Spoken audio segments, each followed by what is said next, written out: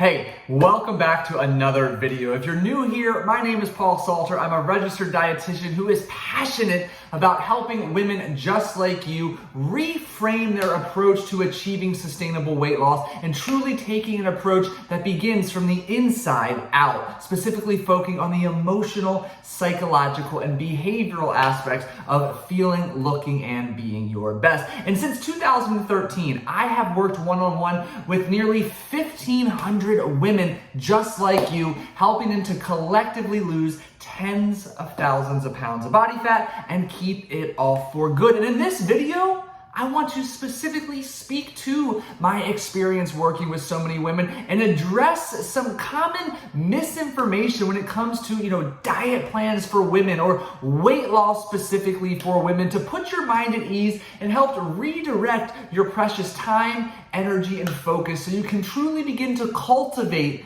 a foundation of healthy eating habits that helps you to feel, look, and be your best and really empowers you to reclaim your confidence, control, and inner calm. And let me just be incredibly transparent and to the point.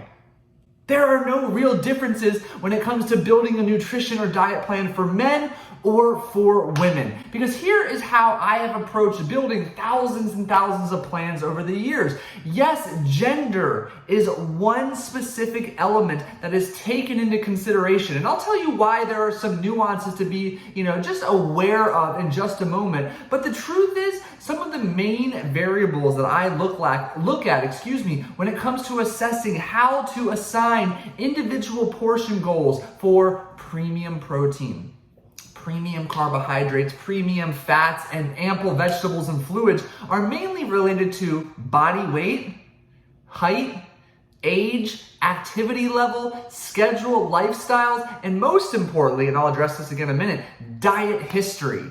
Gender, whether a male or a female I'm working with, is something at the very, very bottom of my priority list when assessing the key variables necessary to ultimately assign a precise portion prescription for daily total portions for you. And what matters most, again, are going to be some of those variables I listed off the top there when it comes to, your weight, a lot of the protein recommendations, carb recommendations, and fat recommendations are based in body weight or on body weight. And again, has nothing to do with whether you're a male or a female. What I want you to really just sit back and take away right now at this very moment in this video is that if you are being led to believe through some social media targeted ads or on YouTube or in magazines, websites, that there's a special, unique diet plan just for women that's drastically different than the approach taken for men, that should be a red flag, because the truth is there are only minor nuances that need to be considered, and 98% of everything is literally identical in how I approach building a plan for a man or building a plan for women. And the biggest thing, or the biggest three things I have always focused on in my nearly 10 years of building individualized nutrition plans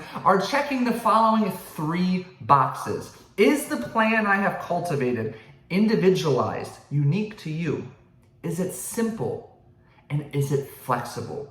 These three variables matter most, and notice whether you're a male or a female is not one of these variables. And the reason that these three boxes must be checked is because they form a potent recipe to promote what matters most when it comes to a nutrition plan or a diet plan, and that is adherence.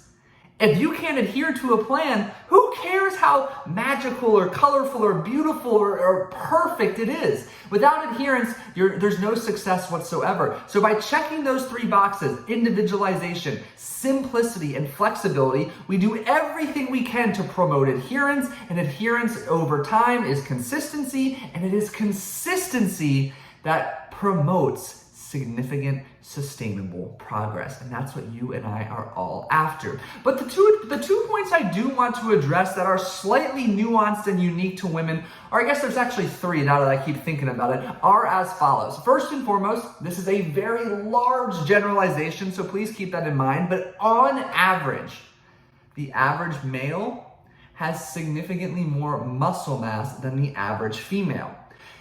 The reason that this is important is obviously body size is going to be different. You know, the average height and average weight are much different between men and women. Again, height and weight are definitely kept in mind, particularly weight when it comes to assigning specific portion and nutrient needs, but also muscle is what is referred to as very energetically costly, meaning our body expends a significant amount of energy to maintain muscle mass.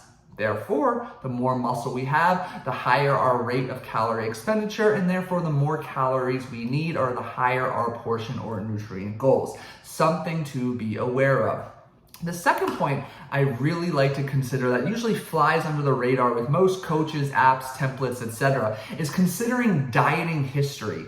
The more you have dieted in the past, the longer or harsher some of the approaches you have taken to losing weight are, the more of an impact they have had on your metabolism and your body and your ability, to lose weight and body fat in the future. This is an area that absolutely needs to be taken into consideration. And again, kind of a generalization, but really worth mentioning here. On average, women are exposed to diet culture much earlier in their life. And again, on average, are more likely to completed several more diets or have developed a diet relationship far earlier in life compared to men. Therefore, their dieting history, again, on average, having worked with thousands of women over the years, this is what I've observed, their diet history is a much longer list. Therefore, it's something that needs to be taken into consideration.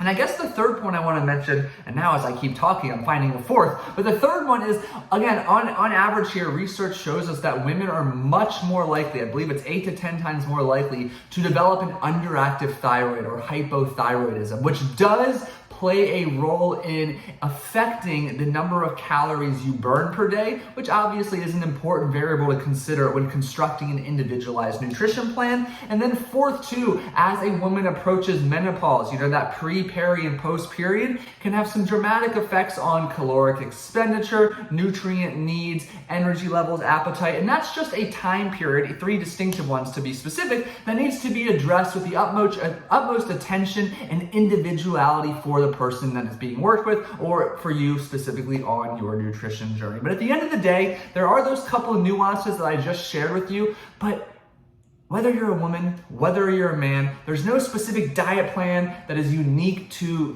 being a man or a woman. It's all about being unique to you, being simple for you, being flexible for you, in line with your lifestyle, your preferences, and your goals, and a combination of all of the above to promote adherence, which fuels significant, sustainable progress.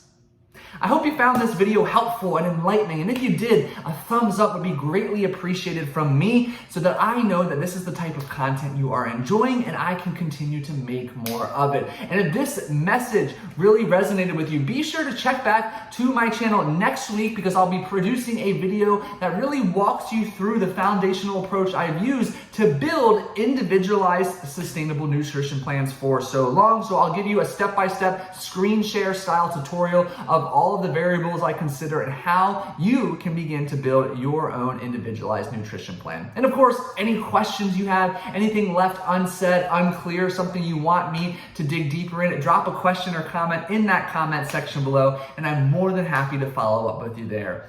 Until next week, have a wonderful rest of your day, and I'll see you in the next video.